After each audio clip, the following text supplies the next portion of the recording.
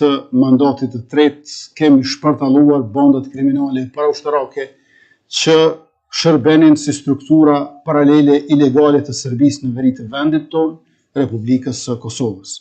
Kemi shtrirë sovranitetin dhe kemi vendosur rende ligj përkundër skepticizmave e mosbesimit.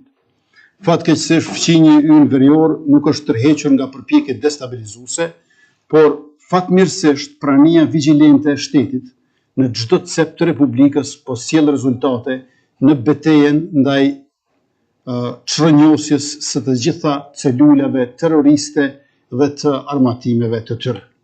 Në këtë kontekst, përshëndesim aksionet e institucioneve tona përkatëse të sigurisë, të cilët gjetën dhe konfiskuan sasi të konsiderueshme armatime e municioni në lokacione të ndryshme në veri të Republikës.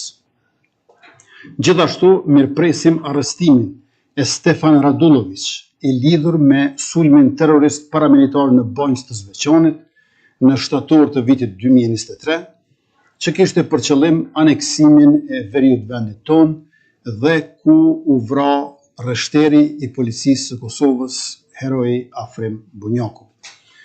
Ky është një hap përpara, drejtësia bëhet e plot vetëm kur bashkëpunëtori i Radulović, kryeterroristi Milan Radojčić dhe grupi i tij në tërësi vihen para drejtësisë në Republikën e Kosovës, ku do të kenë gjykim të drejtë e ferm.